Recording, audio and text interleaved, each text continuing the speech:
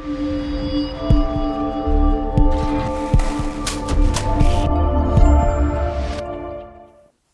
Everyone, this is Shivangini. आपको याद होगा हमने अपने फर्स्ट लेक्चर में ग्रामर के बारे में पढ़ा था। हमारा फर्स्ट लेक्चर इंट्रोडक्टरी था, जिसमें मैंने आपको बताया था कि ग्रामर क्यों इम्पॉर्टेंट है, आपको ग्रामर क्यों पढ़नी चाहिए और कैसे पढ़नी चाहिए। ऑल्सो मैंने आपको ये भी बताया था कि हमारे जो लेक्चर्स होंगे वो सिर्फ आपको इंग्लिश लैंग्वेज में हेल्प नहीं करेंगे, हम आपको सिखाएंगे स्पोकन इंग्लिश, कि आप इंग्लिश ग्रामर को अपनी डेली कॉन्वर्सेशन में कैसे यूज़ कर सकते हैं। आप कैसे इन ग्रामर के रूल्स को यूज़ करके इंग्लिश में बात कर सकते हैं, इंग्लिश में इंटरव्यूज़ दे सकते हैं, और जो आपको हेल्प करेगा कॉन्फिडेंट फील करने में, जो आपको हेल्प करेगा किसी से कॉन्वर्सेशन करने में। इसके लिए ज़रूरी है कि आप ग्रामर के रूल्स को अच्छे से समझें और उनको डेली लाइफ में, डेली कॉन्वर्सेशन में प्रैक्टिस करें, because this is said practice makes a man perfect. तो ग्रामर में बहुत ज़रूरी है कि रूल्स पढ़ने के बाद आप उन रूल्स को अपनी डेली लाइफ में, अपनी डेली कॉन्वर्सेशन में यूज़ करें। शुरू शुरू में गलतियाँ होंगी, छोटी छोटी मिस्टेक्स आएंगी, बट इवेंचुअली आप सीख जाएंगे कि कैसे आप सेंटेंसेस को यूज़ कर सकते हैं, आप कैसे अपनी बात को इंग्लिश में प्रेजेंट कर सकते हैं। तो ये लेक्चर्स आपको हेल्प करेंगे ना सिर्फ आपके इंग्लिश सब्जेक्ट में, इंग्लिश ग्रामर सब्जेक्ट में, लेकिन इंग्लिश लैंग्वेज में। तो हमने फर्स्ट लेक्चर में पढ़ा था कि ग्रामर के कुछ पार्ट्स हैं जिसे हम कहते हैं पार्ट्स ऑफ स्पीच। अब वो पार्ट्स ऑफ स्पीच क्या थे? हमने पढ़ा कि हमारे पास नाउन है, प्रोनाउन है, verb, adverb, adjective, preposition, conjunction. इन सब को हम क्या कहते हैं? Parts of speech. स्पीच मतलब जो आप बात करेंगे उसे हम कहते हैं स्पीच। और आपकी स्पीच में होते हैं सेंटेंसेस, और उन सेंटेंसेस को जोड़ने के लिए, उन सेंटेंसेस को कंस्ट्रक्ट करने के लिए आपको हेल्प करेगी ग्रामर। सो ग्रामर जो आपकी है वो एक मैप के जैसे है। For example, you have to reach a destination, आपको कहीं पहुंचना है तो आप एक मैप को फॉलो करते हैं। तो इंग्लिश लैंग्वेज की डेस्टिनेशन तक पहुंचने के लिए आपको ग्रामर फॉलो करनी पड़ेगी, ग्रामर के रूल्स फॉलो करने पड़ेंगे। तो यहाँ लेक्चर्स के साथ मैंने आपके लिए एक प्रेजेंटेशन भी प्रिपेयर की है, सो दैट आप बाद में इस प्रेजेंटेशन को वापस व्यू करें, रूल्स को अच्छे से समझें, रूल्स को अच्छे से प्रैक्टिस करें और अपनी डेली कॉन्वर्सेशन में, अपनी डेली बातचीत में इन ग्रामर के रूल्स को यूज़ करें। तो चलिए आज शुरू करते हैं। हमारा जो पहला पार्ट ऑफ स्पीच है जो कि था नाउन। मैंने आपको पहली स्पीच में भी बताया था, पहले लेक्चर में बताया था कि पार्ट्स ऑफ स्पीच का जो सबसे पहला एलिमेंट है, जो सबसे पहला इम्पॉर्टेंट पार्ट ऑफ स्पीच है, उसे हम कहते हैं नाउन, जिसको हिंदी में कहा जाता है संज्ञा। तो आज हम पढ़ेंगे नाउन क्या है, किन वर्ड्स को हम नाउन कहते हैं, नाउन की टाइप्स क्या हैं, नाउन को आप कहाँ कहाँ यूज़ कर सकते हैं, और आप कैसे पहचान सकते हैं कि कौन सा वर्ड नाउन है और कौन सा वर्ड नाउन नहीं है। तो चलिए शुरू करते हैं। यहाँ आप पढ़ेंगे, देखिए मैंने बताया आपको कंटेंट्स में, यहाँ आप पढ़ेंगे types of noun, noun number कि नाउन सिंगल है या प्लूरल है, नाउन जेंडर, पोजेसिव नाउन, और लास्ट में हम आपको देंगे एक प्रैक्टिस एक्सरसाइज ये देखने के लिए कि जितना आपने पढ़ा है उसमें से कुछ आपको समझ आया भी या नहीं। तो चलिए, सबसे पहले डेफिनेशन ऑफ नाउन कि नाउन होता क्या है। So noun is the name of a person, place, thing, animal और आइडिया। नाउन क्या होता है? किसी व्यक्ति, किसी जगह, किसी चीज़, किसी जानवर या किसी आइडिया का नाम। जैसे राम, राम किसी का नाम है। हैप्पीनेस, हैप्पीनेस एक क्वालिटी है, एक आइडिया है। चेन, अशोका, मनोज, सिंगिंग, ऐसे बहुत सारे वर्ड। किसी जगह का नाम जैसे दिल्ली, इंडिया, राजस्थान।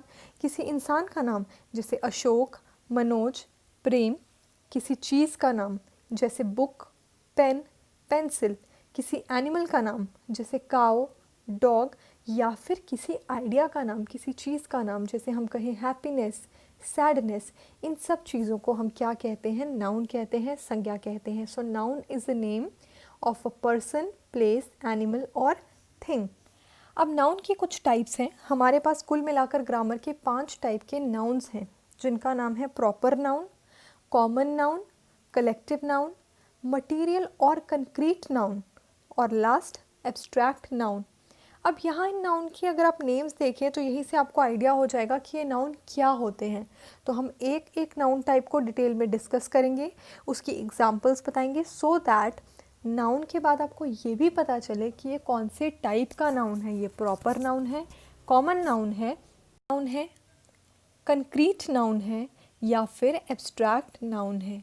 तो जो हमारी तो फर्स्ट टाइप ऑफ नाउन जो हमारे पास है उसे हम कहते हैं प्रॉपर नाउन। प्रॉपर क्या होता है? प्रॉपर मीन्स बड़ी स्पेसिफिक चीज़ जो बहुत प्रॉपर हो, जिसमें एक क्लियर डिस्टिंक्शन हो। तो प्रॉपर नाउन वो नाउन है जो किसी पर्टिकुलर, किसी स्पेसिफिक पर्सन, प्लेस और थिंग को रेफर करते हैं।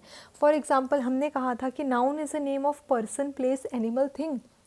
तो अगर आपका नाउन किसी स्पेसिफिक पर्सन, किसी स्पेसिफिक प्लेस, किसी स्पेसिफिक एनिमल का नाम लेता है तो हम उस नाउन को कहेंगे proper noun. For example India. India एक स्पेसिफिक कंट्री का नाम है, एक पर्टिकुलर कंट्री का नाम है। कैलगटा एक पर्टिकुलर शहर का नाम है। रमेश किसी पर्टिकुलर इंसान का नाम है। गंगा किसी पर्टिकुलर रिवर का नाम है। और या फिर मैं कहूँ माय इंग्लिश नोटबुक, तो आप एक स्पेसिफिक बुक बता रहे हैं कि मेरी इंग्लिश वाली नोटबुक, तो उसे हम क्या कहेंगे? Proper noun. So proper noun क्या होता है? प्रॉपर नाउन वो नाउन होता है जो किसी स्पेसिफिक, किसी पर्टिकुलर चीज़ को रेफर करता है। नेक्स्ट हमारे पास आता है कॉमन नाउन। कॉमन नाउन वो है जो पर्टिकुलर नहीं है, जो किसी भी इंसान, किसी भी चीज़ को रेफर करता है। जैसे मैं कहूँ कंट्री, कंट्री तो कोई भी हो सकती है, कंट्री इंडिया भी हो सकती है, पाकिस्तान हो सकती है, अमेरिका हो सकती है। तो ये पर्टिकुलर नहीं है, ये कॉमन है, इसीलिए हम इसे कहेंगे कॉमन नाउन। जैसे इंडिया प्रॉपर नाउन है, वैसे ही कंट्री कॉमन नाउन है, क्योंकि कंट्री स्पेसिफाई नहीं की गई है, हमें नहीं बताया गया कि कौन सी कंट्री है, सिर्फ इतना बताया गया है कि कंट्री है। या फिर मैं कहूँ टाउन, शहर, तो ये कौन सा टाउन है? हमें नाम नहीं पता, हमें नहीं पता कि ये जम्मू है, हमें नहीं पता कि ये दिल्ली है, हमें नहीं पता कि कौन सा स्पेसिफिक टाउन है, इसीलिए ये कॉमन नाउन है।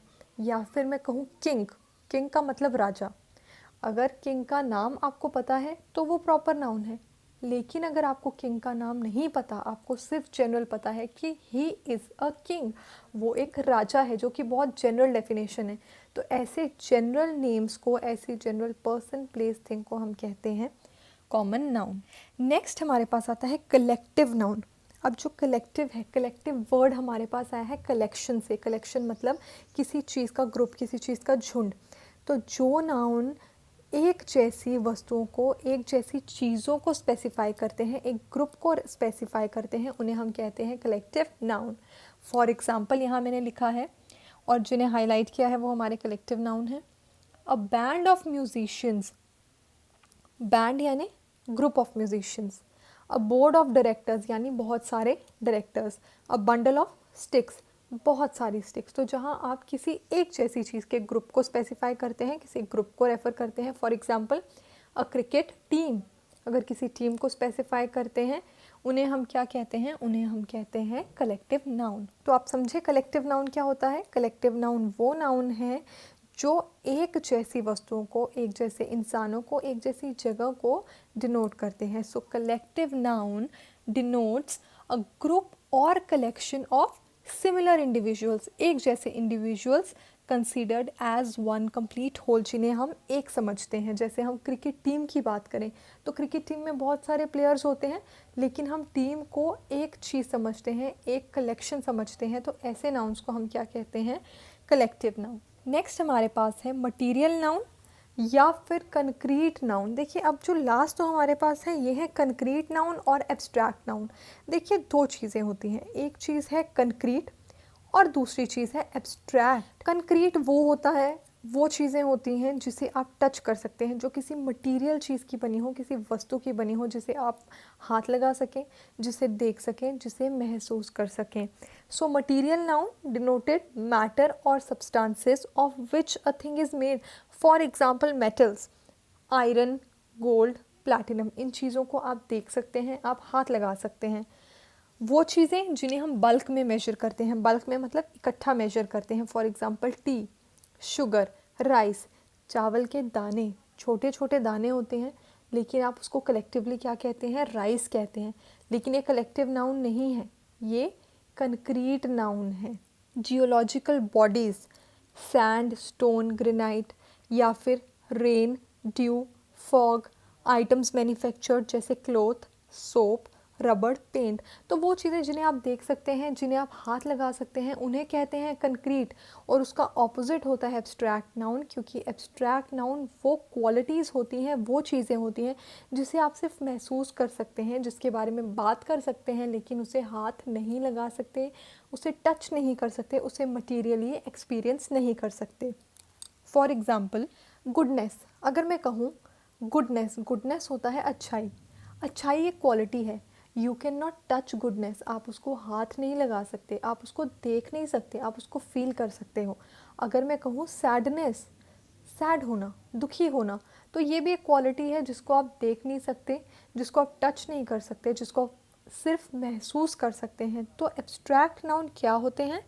Abstract noun is usually the name, abstract noun is usually the name of a quality, कोई क्वालिटी, एक्शन और state considered apart from the object to which it belongs। यहाँ हमने आपको कुछ एग्जाम्पल्स दी हैं एब्स्ट्रैक्ट नाउन की। जैसे हम कुछ क्वालिटीज़ की बात करें, गुडनेस अच्छाई, kindness, whiteness, darkness, hardness, brightness, action, laughter. अगर हंसी की बात करें तो हंसी को आप टच तो नहीं कर सकते, वो कोई ऑब्जेक्ट तो नहीं है।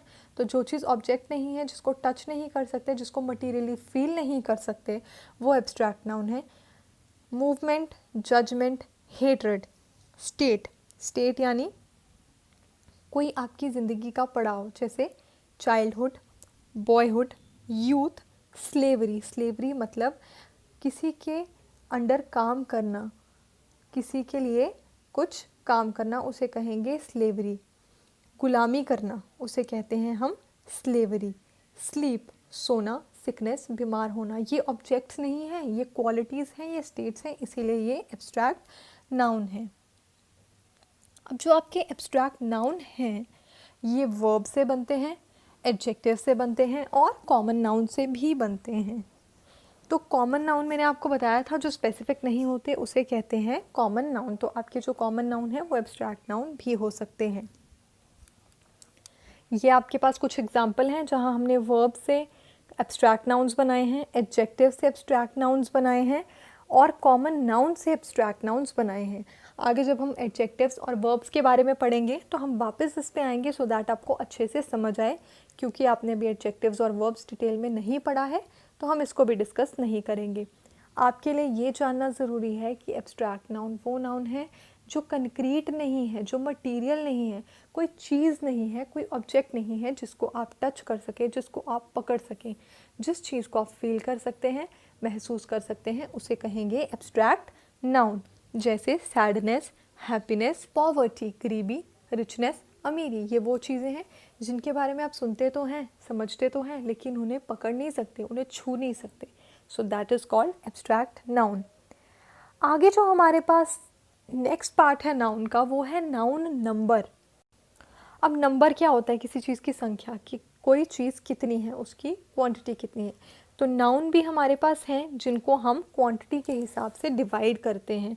तो नंबर के बेसिस पे हमारे पास 2 टाइप्स के नाउन हैं जिसे हम कहते हैं countable and uncountable noun. Countable, counting, किसी चीज़ की गिनती करना, किसी चीज़ को नाप तोलना। तो जिन्हें आप गिन सकते हैं, जिन्हें आप काउंट कर सकते हैं, उन नाउन्स को हम कहेंगे काउंटेबल नाउन्स। लेकिन जिन नाउन को आप काउंट नहीं कर सकते, जिनकी संख्या आप नहीं बता सकते, उन नाउन को हम कहेंगे अनकाउंटेबल नाउन। तो सबसे पहले काउंटेबल नाउन की अगर हम बात करें, जिनकी आप गिनती कर सकते हैं, उनको भी आगे 2 टाइप्स में डिवाइड किया गया है। पहले सिंगुलर और दूसरे प्लूरल। सिंगुलर मतलब एक, प्लूरल मतलब एक से ज़्यादा। तो काउंटेबल नाउन, जिन नाउन्स को आप गिन सकते हैं, वो 2 टाइप्स के हैं, सिंगुलर यानी एक, प्लूरल यानी एक से ज़्यादा। Common nouns are group into 2 broad categories, countable noun and uncountable noun. Countable noun की अगर बात करें, it is name of something that can be counted, जिस चीज़ को आप गिन सकते हैं। It has the singular and plural form. Countable noun may be used in singular और प्लूरल। अब मैं आपको एग्जाम्पल बताऊंगी कि कौन से नाउन सिंगुलर हैं और कौन से प्लूरल हैं। फॉर एग्जाम्पल अ बॉय का मतलब एक लड़का, तो एक लड़का क्या है, सिंगुलर है, आप काउंट कर पा रहे हैं कि एक है, तो ये काउंटेबल है और सिंगुलर है। अगर मैं कहूँ बॉयज़ यानी एक से ज़्यादा, तो टू बॉयज़ हमारे पास क्या मतलब हुआ, दो लड़के, तो हम गिन पा रहे हैं कि दो लड़के हैं, इसीलिए ये काउंटेबल है। और क्योंकि एक से ज़्यादा है तो प्लूरल है। अगर हम अनकाउंटेबल नाउन की बात करें, it means something which can not be counted, जिसे आप काउंट नहीं कर सकते, इनकी कोई भी प्लूरल फॉर्म नहीं होती है। एग्जाम्पल एडवाइस, किसी को कुछ सुझाव देना, आप इसको काउंट तो नहीं कर सकते। इंफॉर्मेशन, फर्नीचर अनकाउंटेबल है। अगर मैं चेयर और टेबल की बात करूँ तो वो काउंटेबल होगा, लेकिन अगर फर्नीचर की बात करें, फर्नीचर का मतलब फर्नीचर में सब आता है, आपका चेयर टेबल बेड, इसीलिए वो अनकाउंटेबल है। Milk uncountable, bread uncountable.